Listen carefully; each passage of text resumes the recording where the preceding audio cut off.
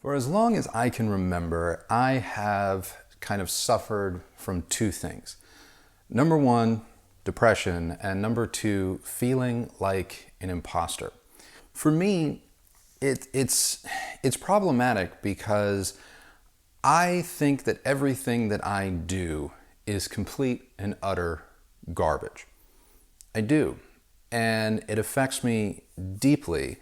And as a result, it does play a role, and it does affect the content on this channel and the things that I talk about.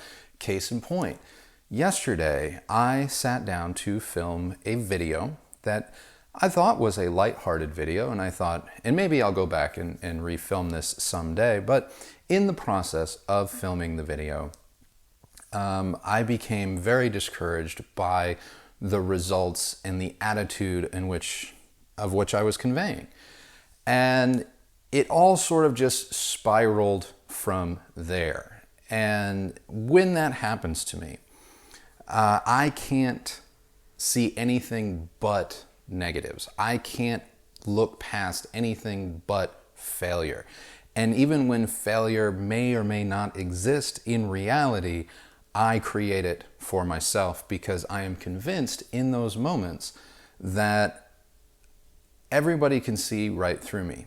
You feel like an imposter. You think that you are somehow infiltrating real life and pretending to be something that you're not. And I'm not saying that I am someone that I'm not. It's just this kind of pervasive mental state that I have when I kind of get on myself.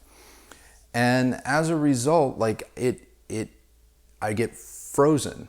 Like it freezes me in place, and you know, it becomes very damaging. And the reason I'm bringing this up is because imposter syndrome exists in many, many forms. Because at its core, as I understand it, and as I've come to understand it from living with it, at its core, it's just a way that we or our brains talk ourselves out of being happy. Because either maybe we feel like we don't deserve happiness, or because at some point in our life, maybe we were happy or we were proud of something that we did, but the results, the reaction, the end game, if you will, from that experience did not amount to what we had kind of built up in our mind or what we thought we were going to receive. And as a result, we second guess everything and we doubt even more. And so I wanted to bring this up because it does matter, not only from a personal standpoint, but it does matter to people that are in, you know, this hobby, because I do think that there are quite a number of people out there, maybe many of you watching this, that know what it is that you want and know what it is that you like, and maybe have even strived very, very hard in order to achieve it and or get it. And upon getting it, this moment that should be very positive for you, should be very exciting and fulfilling in many respects, turns out to become a negative and filled with doubt. And it's unfortunate, but it's not wholly uncommon.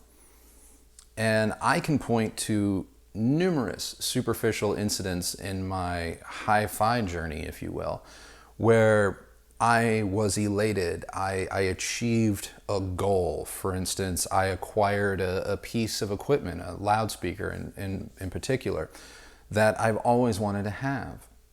And upon getting it and putting it in my home and hooking everything up and playing music, in that instance, I was happy. I felt that conclusion to a journey.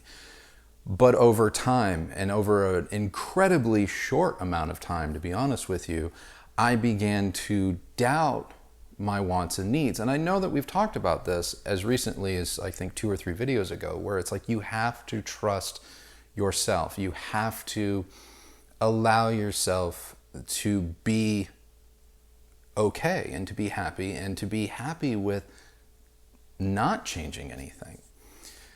But nevertheless, that sometimes isn't how our brains work, and as a result we can become our own worst enemy. And in my case, I don't necessarily have that over audio equipment anymore. I've sort of found a way to let that go. But from a creator standpoint, from a creative standpoint, which is something that I hold near and dear and consider to be of utmost importance to me on many levels, like being creative, creating content in any form, whether it be this simple YouTube video, a wedding video, a movie, anything that I decide to put my time and energy into, I want to be as good as humanly possible and at a high level. And every time that I feel like I am not achieving that or living up to that expectation that either I have or that I think other people have for me, I spiral. I spiral because I don't want to let anyone down. And I don't want anyone to be disappointed. And I want people to see the work that I create as viable, valuable, and appreciate it. And unfortunately, I don't know how to necessarily overcome those shortcomings. Suffice to say that I obviously just keep creating. And that to me is the best remedy that I've come up with to date, because for a very, very long time, shortly after a film that I had made came out, I stopped creating because of this kind of imposter syndrome, because I felt as if I let people down. And so you just have to kind of push past it, which is why Christy had the idea of just doing a Q&A video yesterday to kind of help break me out of that downward spiral that I was in. Suffice to say, I'm really glad that I made that video, and I'm very, very grateful and happy for all of your questions. And to those of you whose questions I answered in that video, I hope you got the answers that you were looking for.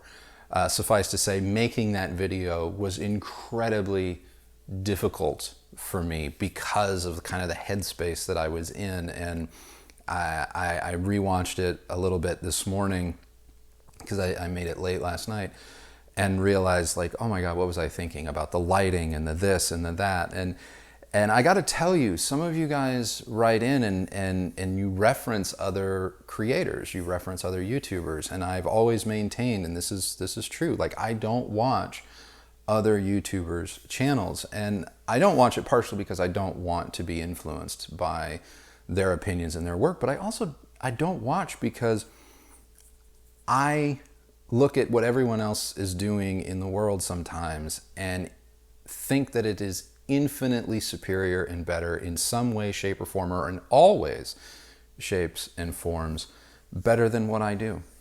And it just kind of brings me down. And I start to judge myself based on others. Sound familiar? Like, we just talked about this with systems, like this kind of keeping up with the Joneses. I don't look at other people's content as something I need to keep up with their pace or whatever, but I do look maybe at the quality of their production value or just the imagery or whatever it is, and I go, maybe I should stop. Maybe they're doing better than I am, or they know how to do this better than me, and so I should just pack it up, and that is another reason why I don't watch creators in this space. And I'm not saying all of this, I'm not sharing all of this with you because I'm looking for any sort of, you don't need to chime in and ask how I'm doing, although you do you. I'm sharing this because I do think that there's probably a number of you watching this that have similar feelings at times, and it's okay. It's okay to have these feelings. They are normal. They are absolutely 100% normal. And you can share your experiences down below in the comments. I read everything. And I don't know, I just felt kind of compelled to get a little personal after yesterday being what it was, and sharing with you guys how this has been something that I've dealt with my whole life, but also how it has also influenced and translated into this hi-fi experience that we live with. Because it's all it is at the end of the day is looking for flaws and looking for ways to convince ourselves not to be happy, even though we can take a step back and know that we have it good. We have it good. We are happy. But yeah, I don't know what it is about that part of our brain, but it's there. It's there and it sucks. But I don't know. If you can relate and if you have a story to tell or share, I would love for you to share it in the comments below. Again, I'm not fishing for anything. It's just something that I thought was important to me. Maybe it might be important to some of you watching this. So if this is something you can relate to or you have dealt with personally, I would love to hear your story in the comments below. If not, I thank you guys so much for watching. I don't mean to make it uncomfortable, but hey, sometimes we got to get a little bit personal. It can't always just be about speakers and DACs and amps. So anyway, thank you guys so very, very much for watching. I really do appreciate all of the love and support that you share and direct towards this channel. And until next time, the only person that has to like the sound of your system is you. So thank you so much for watching. Happy listening, everybody, and we'll see you on the next video.